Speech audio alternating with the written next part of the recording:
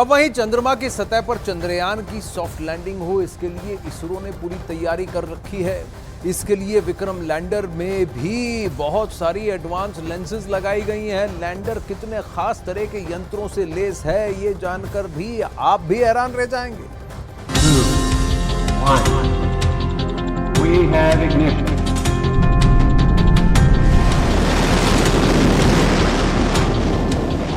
जिसने धरती से चांद की दूरी पाट दी, जो धरती से 3,84,000 किलोमीटर की दूरी तय करके चंद्रमा के करीब पहुंच गया, वो विक्रम लैंडर चांद पर क्या क्या करने वाला है।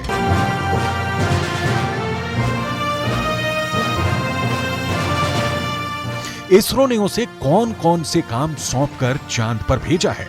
अपने काम को पूरा करने के लिए विक्रम लैंडर के पास ऐसे कौन कौन से यंत्र हैं, बिना इसको जाने आप लैंडर को अच्छे से नहीं समझ पाएंगे।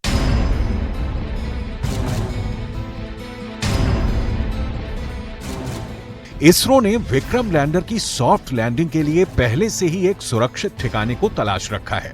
चांद की सतह पर मौजूद एक ऐसा ठिकाना जहां ना तो गड्ढे हैं और ना पहाड़ हैं।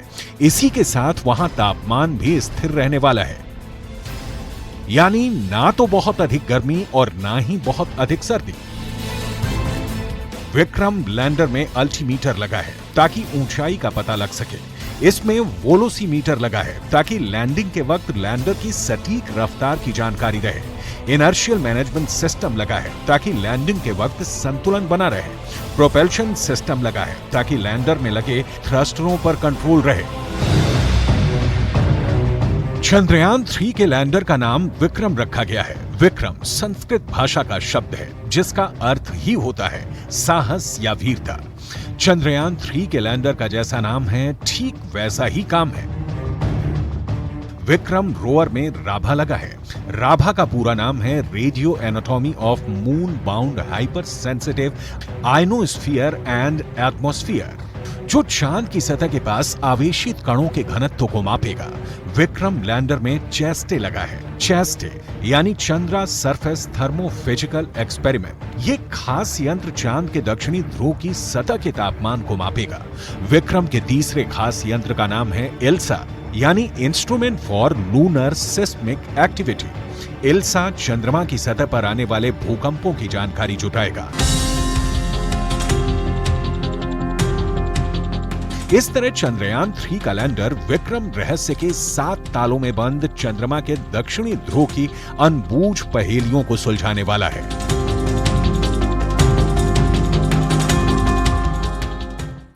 चांद पर हवा नहीं है तो चांद पर साउंड भी नहीं है, आवाज नहीं आती। वहीं चांद पर पहुंचने की होड़ में कई देश लगे हुए हैं। अब सवाल यह है कि आखिर चांद पर पहुंचने की होड़ क्यों लगी हुई है? चलिए इसको समझने की कोशिश करते हैं। चांद पर पानी होने की संभावना बनी हुई है। हाइड्रोजन का वहां पर प्रेजेंस ऑलरेडी भारत ही जस्टिफाई कर चुका है कि वहां बर्फ भी है, इसलिए कई देश जल्द से जल्द चांद पर पहुंचना चाहते हैं। चांद पर कई तरह के कीमती धातुओं के होने की भी संभावना है और ये भी चंद्रमा पर पहुंचने की होड़ की एक बहुत बड़ी वजह है, जिसे भारत में और फिर दुनिया में रेयर अर्थ मिनरल्स कहा जाता है। तो वही मिनरल्स क्या चांद की सतह पर मिलेंगे? भविष्य के लिए बहुत जरूरी है। उसके साथ ही स्पेस टेक्नोलॉजी में धमक बनाना है, धाक जमाना है। तीसरी वजह खुद को स्पेस का सुपर पावर बताना है। ये बहुत इंपॉर्टेंट है इन देशों के लिए, क्योंकि अंतरिक्ष का अभियान, अंतरिक्ष में ट्रैवल, स्पेस ट्रैवल का फ्यूचर, मून को देखा जाता है, चांद को देखा जाता है बतौर एक लैंडिंग स्टेशन या एक launch pad into outer space. अब वहीं भारत का तीसरा चंद्र मिशन तेजी से चंद्रमा की ओर बढ़ रहा है। अंतरिक्ष यान का लैंडर मॉड्यूल अब चंद्रमा की सतह से बहुत ज्यादा नजदीक है। चंद्रमा की सतह पर जांच का काम बिना सॉफ्ट लैंडिंग के संभव ही नहीं है। सॉफ्ट लैंडिंग का पूरा दारोमदार विक्रम लैंडर के ऊपर है, जिसमें इस बार 5 इंजन की जगह 4 इंजन लगाए गए हैं। आखिर लैंडर के एक इंजन को कम करने के पीछे वजह क्या है? आइए इसको समझते हैं।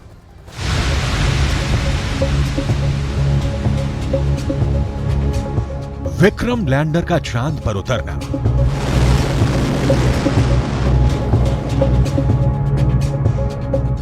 विक्रम लैंडर से प्रज्ञान रोवर का निकलना।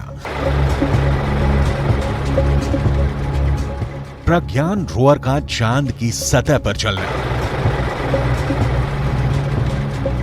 चांद से जुड़े रहस्यों का पता लगाना, लाखों बरस से जमे बर्फ का पता लगाना, चांद पर जमी बर्फ की उम्र का पता लगाना, ये सब विक्रम की बहादुरी से ही मुमकिन है। वो विक्रम लैंडर ही है जो इसरो के बरसों पुराने सपने को पूरा करेगा।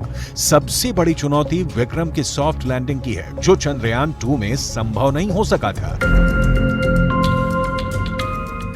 चंद्रयान 3 के विक्रम लैंडर में 4 इंजन लगे हैं, जबकि चंद्रयान 2 के लैंडर विक्रम में 5 इंजन लगे थे। इस बार 5वें इंजन को इसरो ने हटा दिया है। इस बार लैंडर में चारों कोनों पर 4 इंजन लगे हैं। 4 में 2 इंजन फाइनल लैंडिंग के लिए हैं और बाकी बचे 2 इंजन इमरजेंसी के लिए लगाए गए हैं। आपकी जानकारी के लिए बता दें, चंद्रयान 2 मिशन में आखिरी समय में 5वां इंजन जोड़ा गया था। इस बार 5वें इंजन को इसलिए हटाया गया ताकि लैंडर अपने साथ ज्यादा फ्यूल ले जा सके।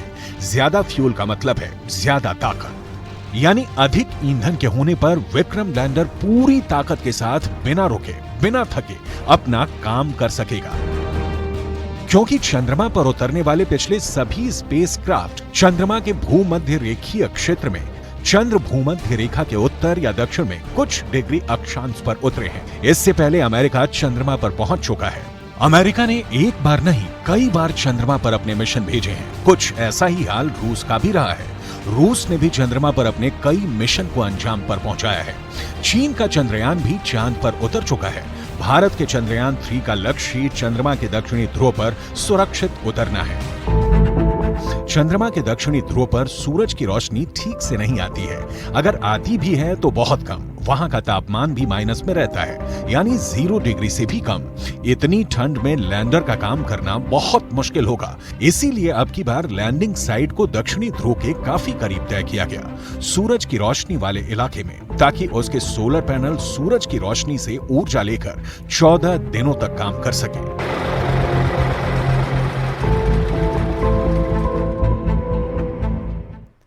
चंद्रयान 3 का लैंडर और रोवर चांद के दक्षिण ध्रुव पर 14 दिन तक प्रयोग करने वाले हैं। यानी वो चाहे विक्रम लैंडर हो या फिर प्रज्ञान रोवर, चांद पर 14 दिनों तक ही क्यों सक्रिय होगा?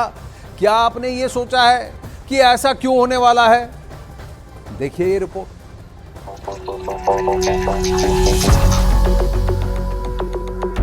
चांद पर इसरो का मिशन 14 दिन चलेगा। इन 14 दिनों में ही प्रज्ञान रोवर चांद पर अपने सभी काम पूरा करेगा। आखिर चंद्रयान 3 के लैंडर और रोवर की टाइमलाइन 14 दिनों ही क्यों तय की गई है? 14 दिनों के वक्त के साथ विक्रम लैंडर और प्रज्ञान रोवर को चांद पर क्यों भेजा गया है? इसका जवाब है चंद्रमा से जुड़ा दिन और रात का रहस्य।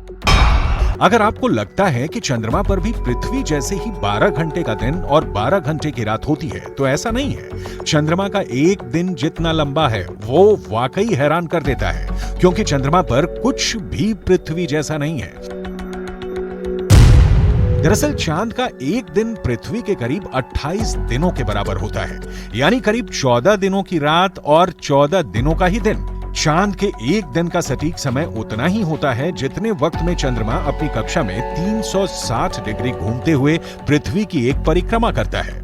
ऐसा करने में चंद्रमा को कुल 27 दिन 7 घंटे 43 मिनट और 11.5 सेकंड का समय लगता है।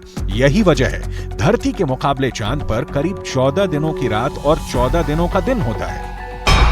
दरअसल चंद्रमा अपनी धुरी पर बहुत ही धीमी गति से घूमता है। यही वजह है कि उसे पृथ्वी के चारों ओर एक चक्कर पूरा करने में 27 दिन 7 घंटे 43 मिनट और 11.5 सेकंड का समय लगता है। ऐसे में पहले एक हिस्सा काफी समय तक पृथ्वी की ओर होता है, फिर यही हाल चांद के दूसरे हिस्से का होता है। चंद्रमा पर रात भी दिन जैसे लंबी होती है और रात के वक्त सूरज की किरणें नहीं पहुंचती, यानी चंद्रमा पर 14 दिन तक ही उजाला रहता है।